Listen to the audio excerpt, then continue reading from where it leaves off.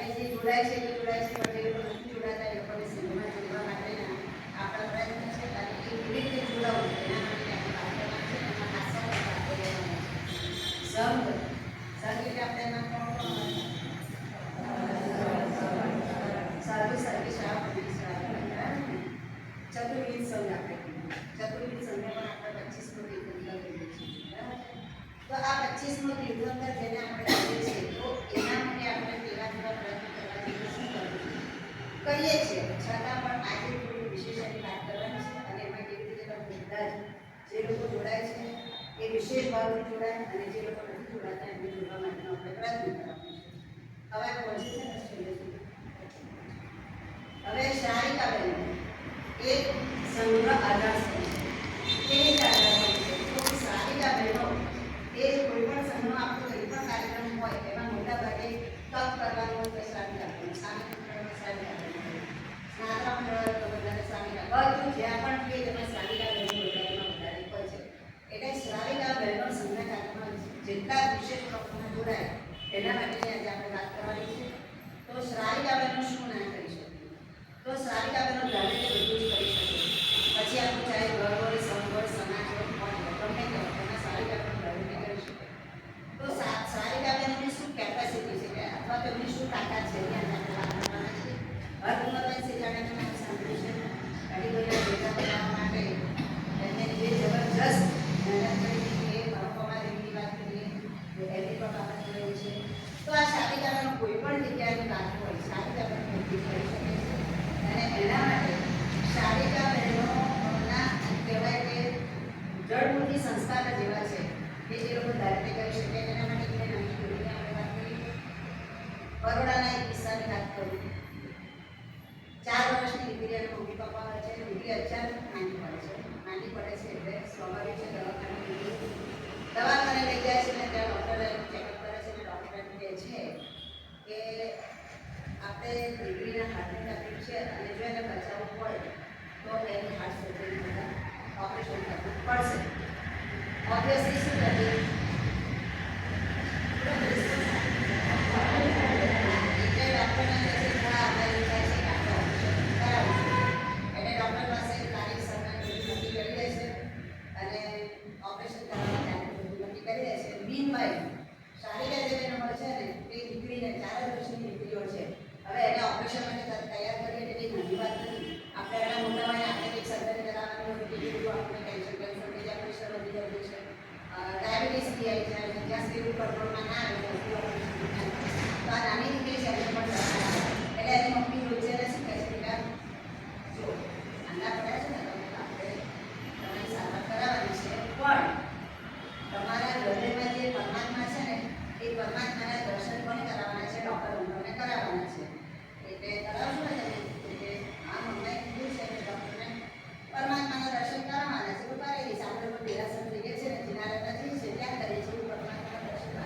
એટલે મમ્મીએ કીધું છે કે દરેક વ્યક્તિના અંતરમાં હૃદયમાં ભગવાન રહેલા છે.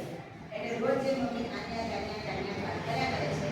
ઓપરેશનનો દિવસ નથી આવે છે, દીકરી બેઠી જાય છે, ડૉક્ટર પૂછે છે બેટા તમને ડર નથી લાગતો કે ના એમાં શું ડર લાગે?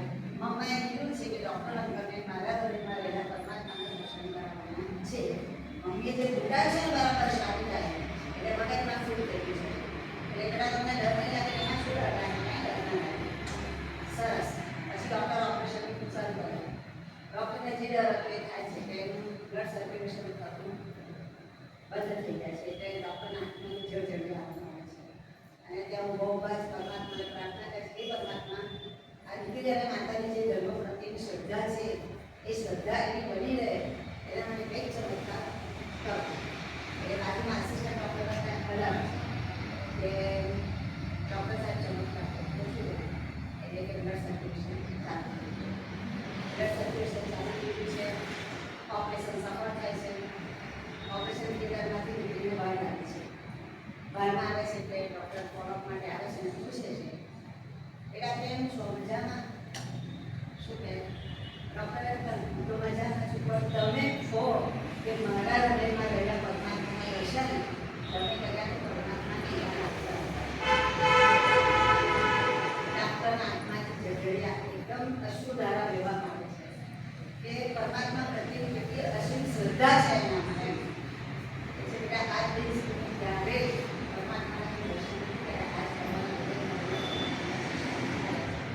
કહેવાનો મતલબ એ છે કે શ્રાવિકા રોજે એને તૈયાર કરી, રોજે એને તૈયાર કરી, એ રીતે તૈયાર કરીને 4 વર્ષની દીકરી એટલે 4 વર્ષની દીકરી નવું હોય કશું જ ના હોય, પણ આ મમ્મી આ શ્રાવિકા એને એવું ધર્યું હતું કે દીકરીને કોઈ પણ પ્રકારની તકલીફ ના પડે, ડૉક્ટરમાં તકલીફ ના પડે એવી રીતે ઓપરેશન કરાવવાનું છે. તો આપણે બધા કોણ છીએ? શ્રાવિકા છે, અને આપણે પણ જે ધરીએ તે કરી શકીએ છીએ, બરાબર ને? હા, તો હવે આપણે જે પાછા મુદ્દાની વાત કરવાની છે એના પર આવીએ. પહેલી વાત છે જીનાને શુદ્ધિકરણ. જીનાને શુદ્ધિકરણ નામ પરથી ખ્યાલ આવે, જીનાલય એટલે જીવેશ્વર ભગવાન જેમાં આપણે આગળ છે એ જગ્યાનું શુદ્ધિકરણ કરવાનું છે. તો જીનાલય શુદ્ધિકરણનો મોટા ભાગે હવે હું છે ને જલ્દી બતાવું છું ને ક્વેશ્ચન ઓછી કરું છું, ફટાફટ થઈ ગયું. તો જીનાલય શુદ્ધિકરણ ઓછામાં ઓછું વર્ષમાં એક વખત જ્યારે જીનાલયની ભટકાટ આવતી હોય છે ત્યારે મોટા ભાગે થઈ જતી હોય છે. હવે આ જીનાલય શુદ્ધિકરણમાં બહુ ઓછા લોકો આમાં જોડાતા હોય છે. તો આપણે આ બધા જેટલા અહીંયા બેઠા છે બધાને જોડવા માટે, કારણ કે ઘણાને ખબર જ નથી હોતી કે જીનાલયનું શુદ્ધિકરણ કરવાથી શું બેનિફિટ છે. હા, ગુજરીવાળાને ખબર છે આપણને કે ભાઈ દમાનું પેટી ઉતરી એટલે આપણે દમાનું જો બહુ પેટી તો તમે સારું કે એના ચલો ભાવથી આપણે સારી રીતે ભગવાન સાથે ભગવાન કાર્યક્રમો બોલાવીએ. તો એવી રીતે સુપરમાં આપણે હવે પરમિશન આપશે, સુપરમાં ઉતારવાની વાત આવશે તો આપણે ખબર છે કે એને ચડાવવા લેવાથી શું લાભ છે. પરંતુ જીનાલય શુદ્ધિકરણ કરવાથી શું લાભ છે? કદાચ ઓછાને ખબર હશે તો આપણે શું કરીએ છીએ. સંપ્રતિ મહારાજા કુમારવા મહારાજા જેવા શ્રેષ્ઠીઓએ 7000 જીનાલયો આપણને ભેટમાં આપ્યા છે. હવે આ જીનાલયોની સાચવણી કે જો આપણે ખેતી ના રાખીએ તો આપણે દેશના ભાગીદાર બનીએ છીએ જ. અને એટલા માટે જો આપણે દેશના ભાગીદાર ના બનવું હોય તો આ બધી પ્રવૃત્તિઓમાં આપણે નવલગુરુજીનો વધારેનો લાભ લઈ અને દુનિયાની બધી પુણ્ય કરવા જોઈએ. આપણા અશુભ કર્મો જે છે એને ક્ષણ કરવા, નિર્જરા કરવા માટે પણ આ કરવું જોઈએ. તો જીનાલય શુદ્ધિકરણ કરવાથી સૌથી પહેલી વાત તો એ છે કે દરેક સૌની સમૃદ્ધિ વધે છે. સૌની સમૃદ્ધિ ક્યારે વધે?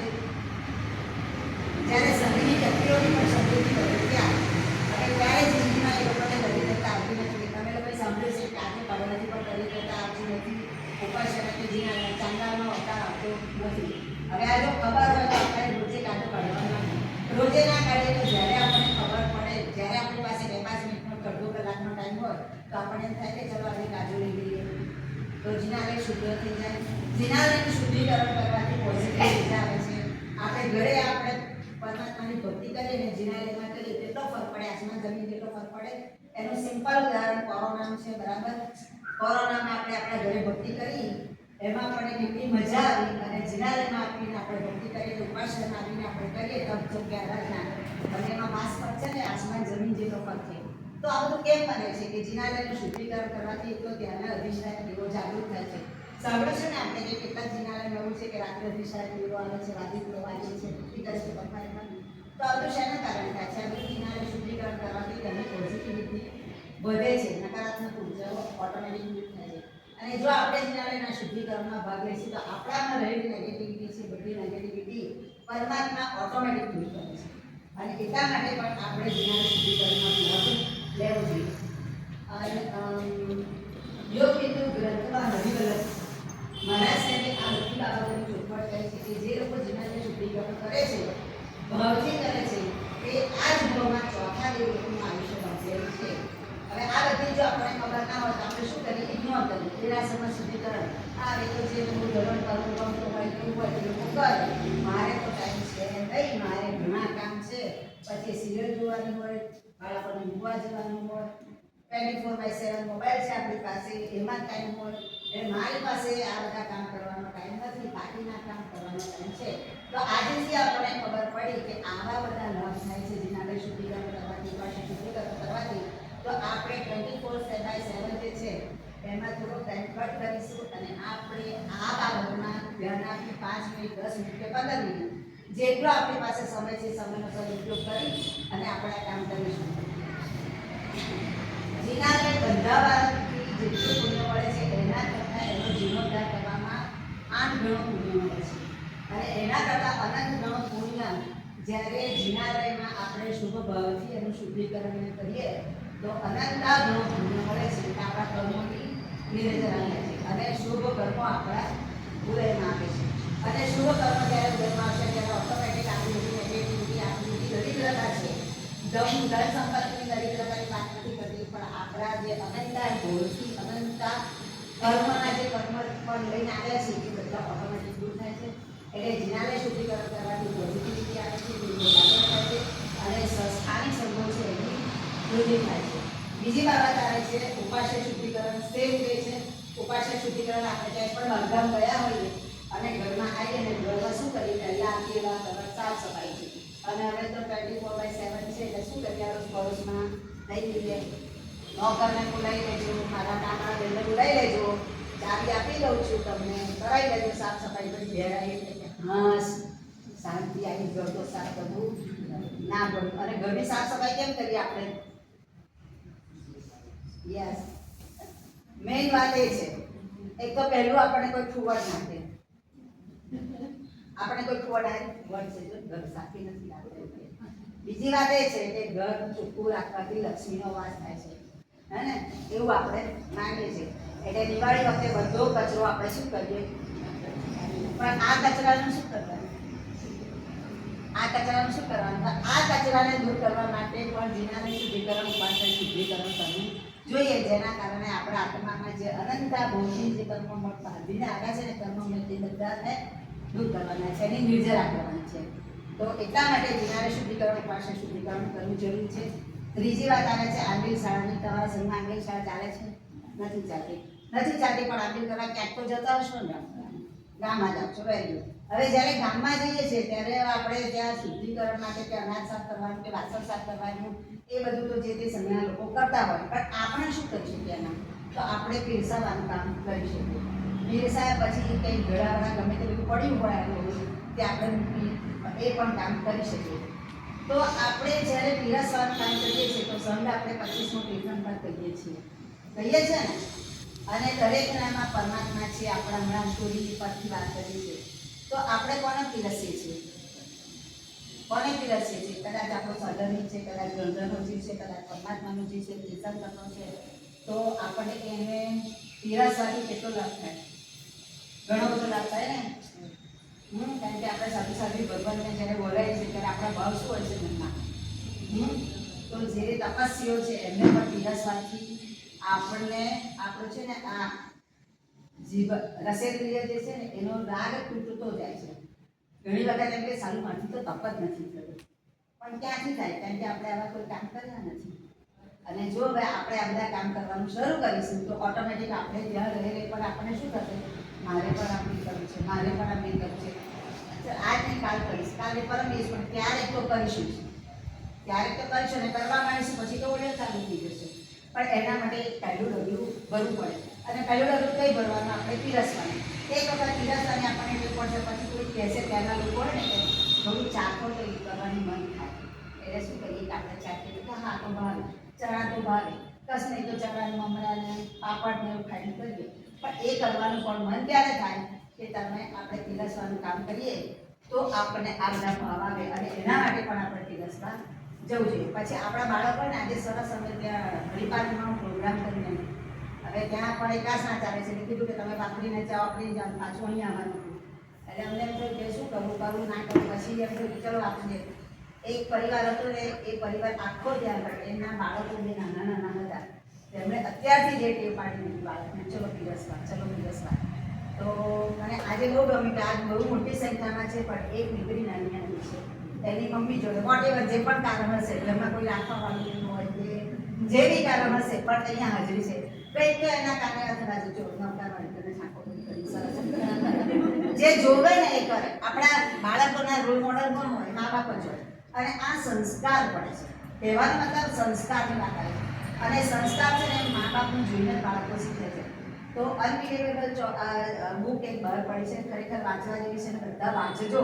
હું તો જ્યાં જોઉં છું ત્યાં આ ચોપડીની વાત કરું છું, કારણ કે જે મેં હજી તો પૂરી વાંચી નથી, પણ જબરજસ્ત ચોપડી છે અને બધાએ વાંચવા જેવી છે. કારણ કે આપણને શું છે કે પરાપૂર્વભવના સંસ્કાર છે આપણા મા બાપ તરફથી, અમને એમના મા બાપ તરફથી, અમને એમના પૂર્વજો તરફથી. આપણે 4-5 વર્ષની ઉંમર હોય છે ને ત્યાં સુધીમાં 5000 નેગેટિવ થોટ્સ લઈને જમ્યા છીએ અને એ પણ આપણે આપણા બાળકોને વારસામાં આપીએ છીએ. તો આ અટકે ત્યારે આપણે કંઈક સારું સારું વાંચીએ ત્યારે. હવે જિનાલયના શુદ્ધિકરણની વાત આવી. શુદ્ધિકરણ કેમ કરવું છે? તો જિનાલયમાં આપણે પરમાત્માની નજીક રહીએ, પરમાત્મા જેવા ગુણો આપણામાં વિકસે અને એના માટે તો આ બધું કરવાથી મૂળ આપણે પરમાત્માની નજીક રહીએ છીએ. અશુભ કર્મ આપણા તૂટે છે અને શુભ કર્મ આપણા બંધાય છે. આંબી શાળાની વાત કરી, જિનાલય શુદ્ધિકરણની ઉપાસનની વાત કરી. હવે પરિવારના પ્રેમની વાત કરી. હવે આના માટે ઉદાહરણની જરૂર નથી. એક નાનું ઉદાહરણ મને લાગે છે કે કાફી છે. પરિવાર બરોડાની જે સ્ટોરી હતી, બાકી સ્ટોરી તમારી પાસે જરૂર છે. તમને કહું તો તમે થાકશો, પગની થાકી છે. હવે વાત આવે છે પરિવારમાં પ્રેમ. પરિવારમાં પ્રેમ કે છે, બધાના પરિવારમાં પ્રેમ હોય છે, પણ એવી કહેવાય છે કે ઘર હોય તો વાસણ ખખડે ખખડે ને ખખડે. હવે વાસણ ખખડે તો શું થાય? થોડું કુટુંબને ચાલે. પછી શ્રાવક શ્રાવિકામાં થાય કે બાળકોમાં થાય, બા દીકરામાં થાય, મા દીકરીમાં, બધામાં વાસણ ખખડવાનું ચાલે. હવે આ બધું ભલે ચાલે, પણ જ્યાં પ્રેમ હોય ત્યાં ચાલુ થાય. પણ આ પ્રેમને જો આપણે ટકાવી નહીં રાખીએ તો દિવસ જશે, ડિસ્ટન્સ વધતું જશે. એટલે આ ડિસ્ટન્સને તોડવા માટે સૌથી પહેલી બાબત તો એ છે કે આપણે પરિવારમાં પ્રેમ વધારવા માટે કુટુંબ મેળો કરવાની જરૂર છે. તો કુટુંબ મેળામાં શું કરવાનું? કુટુંબ મેળામાં ખાલી રાત્રે ભેગા થવાનું. રોજે અનુકૂળ હોય તો બહુ જ સારી વાત છે. રોજ અનુકૂળ હોય તો અઠવાડિયે 15 દિવસે એકવાર બધા બેસવાનું. બધાએ પોતપોતાના એકબીજાના એક્સપિરિયન્સ શેર કરવાના અને એક્સપિરિયન્સ શેર કર્યા પછી કોઈની ભૂલ હોય તો એને પંચિંગ કરવાનું નહીં. કારણ કે માણસ એનાથી ભૂલ થાય, કામ કરે એનાથી ભૂલ થાય. બધા 100% સર્વગુણ સંપન્ન નથી જ.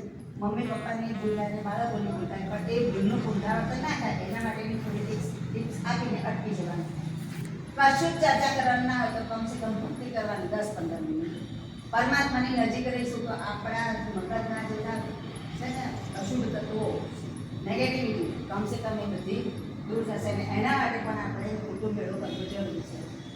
એક નાનકડી સ્ટોરી તો સામૂદ નામનું એક પક્ષી છે અને એ પક્ષી ઠંડા પ્રદેશોમાં રહે છે. ઠંડા પ્રદેશોમાં જ રહે છે, છતાં એ લોકો બહુ ઠંડી પડે તો સહન કરી શકે નહીં. આપણે અમદાવાદમાં ખબર છે ગરમી હોય, પણ બહુ ગરમી હતો ગભરામણ થાય છે, સહન સાધુ ભગવાન નિરાંતે સહન કરે છે, પણ આપણે નથી કરી શકતા ને.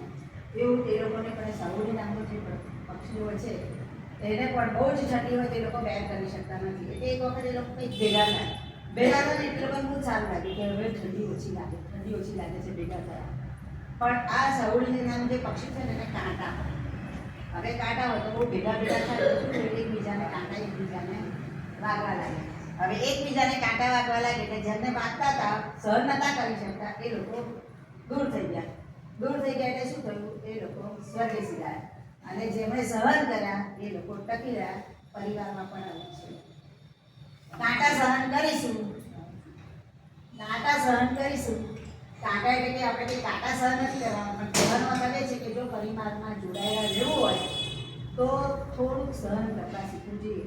અને જો સહન કરતા શીખીશું તો પરિવારમાં સુખ રહેશે. બરાબર છે ને? એક બીજું નાનું કારણ આપું. પૂર્વા નામની એક દીકરી છે, એને એના મમ્મી પપ્પાની એના દાદાની સેવા કરતા બહુ જોયું છે. તો એ દીકરી પણ એટલી સરસ દાદાની સેવા કરે કે મમ્મીને પપ્પા દિવસે કરે અને દીકરી આખી રાત જાય અને દાદાની સેવા, આ સાચી વાત કહી છો, દાદાની સેવા કરે. એક વખત બન્યું કે મમ્મીને ઉદ્ધાર હતા અને મમ્મીની માળ હતી. દીકરી કીધું હું તારી માળમાં નહીં રહું. આજે કઈ દીકરી એવી હોય, નાની ઉંમરની હોય, કોલેજમાં ભણતી હોય તો એને બધા અરમાનો હોય ને એમાં, એને ના પાડે મમ્મી હું તારી માળમાં નહીં રહું. એટલે મમ્મી પપ્પાએ પણ કંઈ આગ્રહ નહીં કર્યો કેમ કે મારો છોકરો ઘેર રાખ્યો છે ને એને એટલું મૂકી ના જાય. દાદાને શું કહે છે? પોતાનો છોકરો કેમ બાળપણનો બેડપણ સરખું તેમ કીધું મારા છોકરાને મૂકીને જાઓ. ખરેખર દીકરી ના ગઈ. દીકરી એટલી સરસ દાદાની સેવા કરી અને દીકરીએ પણ પરમાત્માને એવી પ્રાર્થના કરી કે મારા લગ્ન થાય તો 3 કિલોમીટરની અંદર જ થાય અને રોજ હું દાદાને જોવા માટે આવું.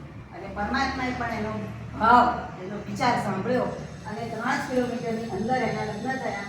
અને એ દીકરીના સાસરીવાળા પણ એટલા સરસ કે દીકરીને રોજે દાદાની ખબર પૂછવા જવા દે, દાદાની સેવા કરવા જવા દે.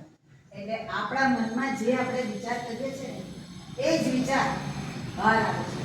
અને એ આપણે જો અમલમાં મૂકીએ તો આપણું શું થશે? દિવસે દિવસે આપણી પ્રગતિ થશે, પોઝિટિવિટી આવશે. એટલા માટે પરિવારમાં પ્રેમ વધારવા માટેની આ નાની ટિપ્સ છે, એ પણ કરવી બહુ જરૂરી છે પરિવારને જકડી રાખવા માટે. બીજું, તમારા સંઘમાં અનુષ્ઠાનો બધા બહુ આવે છે, તો અનુષ્ઠાનો હવે સિઝન ચાલુ થઈ તો એમાં પણ આપણે કેવી રીતે જોડાઈ શકીએ. તો સાધ્વીજી ભગવાનજી છે એ લોકો પણ પ્રયત્ન કરે છે. આજે તમારી જે શિબિર છે શેના માટે શિબિર રાખી છે કે કંઈક આપણે ધર્મ પામીએ, કંઈક આપણે ધર્મ પામીએ, અને જે ધર્મ પામીએ છીએ એ આપણી આજુબાજુવાળાને પણ આપણે કહીએ અને એ લોકો પણ ધર્મમાં જોડાય એટલા માટે. તો આ જે આપણે જિનાલય શુદ્ધિકરણની વાત કરીએ છીએ, તો જિનાલય શુદ્ધિકરણ જ્યારે કરીએ તો આમાંથી કેટલાક જ 8 કે 10 જણ કદાચ જોડાતા છે કે બહુ કે 15-20, આઈ ડોન્ટ નો, મને ખબર નથી, પણ મોટા ભાગે બધી જગ્યાએ એવું છે કે આ તો બહારથી કોલ આવે છે એ લોકો જિનાલય શુદ્ધિકરણ તમારે અહીંયા એવું નથી, બધા જ કરે છે. તો બહુ સરસ વાત છે. તો જે લોકો નથી જોડાતા, મોટા મોટા છે તો કદાચ જોડાતા છે, પણ નાની દીકરીઓ નાની બહુઓ ના જોડાતી હોય તો 1 મહિના પહેલાં નક્કી કરી દેવાનું કે આ દિવસે જિનાલય શુદ્ધિકરણ છે.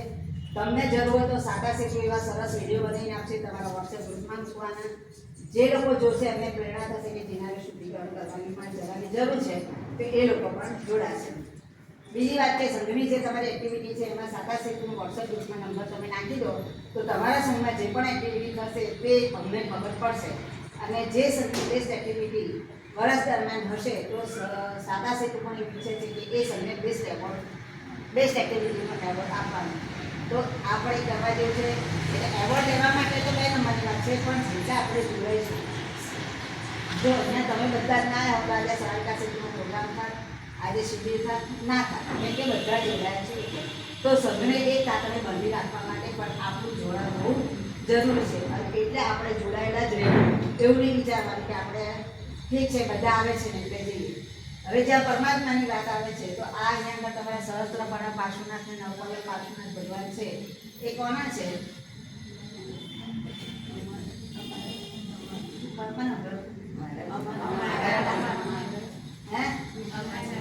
અમારા છે, અમારા અને મારા. મારો પરિવાર પડોશી હોય તો ચાલે, મારા ઘરમાં કંઈક પરમાત્મા કોના છે? મારા છે. અને જ્યારે મારા કરીશું તો આપણું બોન્ડિંગ વધશે. અને જો બીજાનું સમજીશું તો પછી આપણે એમાં કશા લાભ લેવાના છે તો ઇગ્નોર કરશું. તો આપણા ઇગ્નોર ના થાય એટલા માટે પરમાત્મા મારા જ છે અને આ મારી જ જવાબદારી છે. અને આ કામ હું જ કરીશ. પછી એ ઘરે અમૃતનાની જવાબદાર, ઘરના કપડાં બહુ ધોયા, કચરા પોતા બહુ કર્યા, અનંત ઘણું પાપ બાંધ્યું. પણ જિનાલયની જ્યારે કંઈ પણ વસ્તુ આપણે ઘરે ધોવા લઈ જઈએ છીએ કે કરીએ છીએ તો અનંતા ઘણું પુણ્ય બાંધીએ છીએ.